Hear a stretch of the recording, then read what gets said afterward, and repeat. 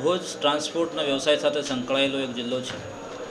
આ જિલ્લામાં ટ્રાન્સપોર્ટના લગત ડ્રાઈવરો તેમજ વાહન ચાલકોને સારી સગવડ મળે તે માટે ગાંધીધામ ખાતે એક બીજી કચેરી શરૂ કરવામાં આવી છે. આ કચેરીથી ડ્રાઇવિંગ લાઇસન્સ, રજિસ્ટ્રેશન તેમજ પરમિટ મેળવવા માટે લોકોને ઘણી સહુલિયત થશે. લગભગ 1.5 કરોડના ખર્ચે આ બિલ્ડિંગ તૈયાર થયું છે.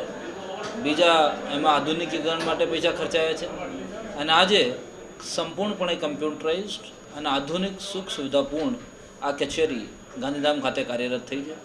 આ કચેરી કાર્યરત થવાથી દરેક પ્રકારના જે કાર્યક્રમો આરટીઓમાં થાય છે એ બધા પ્રકારના સેવાઓ કમ્પ્યુટર વડે અને સારી સગવડ સાથે પૂરી પાડવામાં આવશે. આ ઓફિસની પાછળ સ્વર્ણિમ આરટીઓ નામનો અમારો એક આખું કન્સેપ્ટ જે માનનીય મુખ્યમંત્રીશ્રીએ આપ્યું હતું તેવા પ્રકારનો કન્સેપ્ટ અમે લઈને આવ્યા છીએ.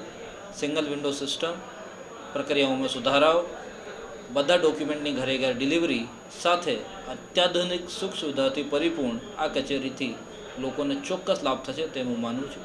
આવતા દિવસોમાં આ કચેરીના કામ સાથે સાથે વાહન જ્યારે રોડ ઉપર ચાલે છે ત્યારે બધા પ્રકારના રોડના નિયમોનું પણ લોકો પાલન કરે, તેનાથી દુર્ઘટનાઓ ઘટાડીને સલામત માર્ગના સિદ્ધાંતને પણ આપણે પરિપૂર્ણ કરીશું તો આવતા દિવસમાં વાહન વ્યવહારનો વિકાસ ગુજરાતના વિકાસનો મૂળ બનશે. કચ્છ જિલ્લામાં ટ્રાન્સપોર્ટ વ્યવસાય મોટા પાયે ફલી ફૂલ્યું છે.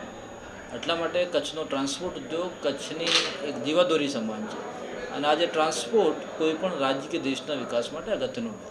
એટલે ટ્રાન્સપોર્ટ વ્યવસાય આજે દેશના વિકાસ માટે બહુ જરૂરી છે. એટલે કચ્છનું સૌથી મહત્વનું પહેલા નંબરનું છે ગુજરાતમાં? એમાં પહેલા નંબર બીજા નંબર સાથે ન જોડી શકાય, કારણ કે કોઈ જગ્યા ટ્રકો વધારે છે, કોઈ જગ્યા ટ્રેલર વધારે છે, કોઈ જગ્યા ક્રેન વધારે છે. જે જિલ્લાના જેવા પ્રકારના ઉદ્યોગ ધંધા વિકાસ પામ્યા છે એ પ્રમાણે આ જિલ્લામાં જુદા જુદા ટ્રકોની દ્રષ્ટિએ ડેફિનેટલી કચ્છ પહેલા નંબર છે, પણ મોટરસાઇકલોની દ્રષ્ટિએ જોઈએ તો અમદાવાદ પહેલો નંબર છે. પણ ટ્રક વ્યવસાય સાથે કચ્છ ડેફિનેટલી આખા રાજ્યમાં નંબર છે.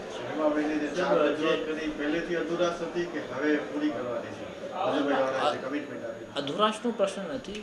જેમ જેમ આપણે કોઈ પણ ઓફિસનું ઇવોલ્યુશન થતું હોય છે, આપણે જ્યારે શરૂઆતમાં ઓફિસ શરૂ કરી ત્યારે બહુ મિનિમમ હતું કે લોકોને ડ્રાઇવિંગ લાઇસન્સ મળી જાય એના આધારે શરૂ કરવામાં, પછી રજિસ્ટ્રેશનને લઈને, પરમિટને લઈને, એટલે બધા મુદ્દાઓ ધીમે ધીમે કરીને આ ઓફિસ જિલ્લાની ફૂલ ફ્લેજ ઓફિસ જેટલું જ કામ કરે એવા પ્રકારની બધી સગવડ આપતું હતું. મંત્રીશ્રીને તો આજે જ કર્યું છે. નહીં, આમાં શું છે કે એમાં લાઈક જે પેલો મુદ્દો હતો આપણો કે ફીની રજૂઆત આવેલી હતી, કચેરી શરૂ થાય લાઈક આજે મહિના 2 મહિના કચેરીને હજુ સેટ થતા લાગશે.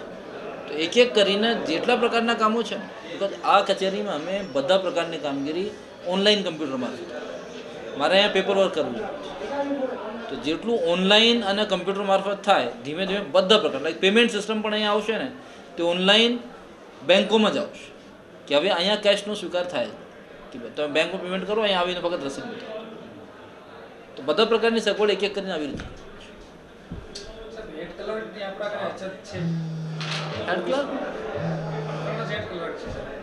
જેટલી જગ્યા હશે ખાલી હશે ભરાઈ જશે. ક્લાર્કને હમણાં પ્રમોશન આવી જાય. કચ્છના વિસ્તાર પ્રમાણે આમે પણ મેકઅપ બહુ ઓછો છે. ઇન્સ્પેક્ટર પણ જો વીકેન્ડ કરવા જાય તો ભુજમાં લોકલ તકલીફ ઇન્સ્પેક્ટરના જેમ કીધું લાઈક તમે પરમ દિવસનો છાપું વાંચ્યું હશે તો અમે કદાચ આવતીકાલમાં ઇસ્યુ કર્યું છે લાઈક વાહનોનું, નવા વાહનોનું ઇન્સ્પેક્શન. એમાં ઇન્સ્પેક્ટર જોઈએ. હવે કામગીરીને જ અમે આખું રીઇન્જિનિયરિંગ કરી દઈએ છીએ, તેમાંથી ફ્રી થઈ જશે. આવતા દિવસોમાં લાઈક ડ્રાઇવિંગ લાઇસન્સ વખતે ટેસ્ટ લેવા માટે ઇન્સ્પેક્ટર જોઈએ. અત્યારે આ બધું એક ઓટોમેટિક ડ્રાઇવિંગ ટેસ્ટ ટ્રક બનવાનું છે. તો ઓટોમેટેડ કમ્પ્યુટર એમાં કેમેરા લાગેલા હશે, સ્ક્રીન લાગેલી હશે, કમ્પ્યુટર દ્વારા મોનિટરિંગ થશે. તો આ તો શું છે, કયા પ્રકારની કામગીરીમાં આપણે ઇન્સ્પેક્ટરનો ઉપયોગ કરવો છે, કયા કામગીરીમાં કમ્પ્યુટરનો ઉપયોગ કરવાનો છે, કયા કામગીરીમાં હેડ ક્લાર્કનો ઉપયોગ કરવાનો છે, એના ફેરફાર કરશે તો જ એમાં આપણે સક્સેસ થઈશું. બધી કામગીરી ઇન્સ્પેક્ટર કરે તો ઇન્સ્પેક્ટર નહીં પહોંચી શકે. આપણે તો જોવું જ પડે કે એમાં કઈ કામગીરી આપણે કઈ રીતે કરવી. એ તો વાહનોની સંખ્યા 91માં જ્યારે મેકઅપ નક્કી થયું હતું ત્યારે આખા રાજ્યમાં વર્ષે 1.25 લાખ વાહનો નોંધાય. આજે વર્ષે 13 લાખ વાહનો નવા નોંધાય છે. હું જ કહું છું, કચેરીઓ તો આટલી ને આટલી જ. મહેકમ આઈ મીન જે હતું એ 91માં નક્કી થયું હતું.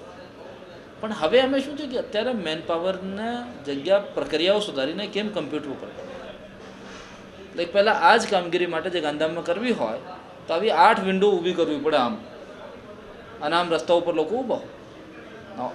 મને એકય માણસ બહાર ઊભો હોય એવું જોતું જ નથી. બિકોઝ અહીંયા ગાંધીધામ કચેરીમાં આવતા મહિનાથી ઓનલાઈન અપોઇન્ટમેન્ટ સિસ્ટમ ચાલુ થશે. તમારે ડ્રાઇવિંગ લાઇસન્સ જોતું હોય તો તમે ઓનલાઈન અપોઇન્ટમેન્ટ લો કે મારે શુક્રવારે 12 વાગે આવવું છે. શુક્રવારે 12 વાગ્યાનો અપોઇન્ટમેન્ટ લઈને જેમ ડૉક્ટરને મળવા જાવ છો ને તેવી જ રીતે અહીંયા આરટીઓ કચેરીમાં 12 વાગે આવો એટલે તમને અડધો 15 મિનિટ ત્યાં વેઇટિંગ રૂમમાં બેસાડી અને પછી તમે અંદર લઈ લઈએ એટલે તમારું કામ અડધા કલાકમાં પતી જાય.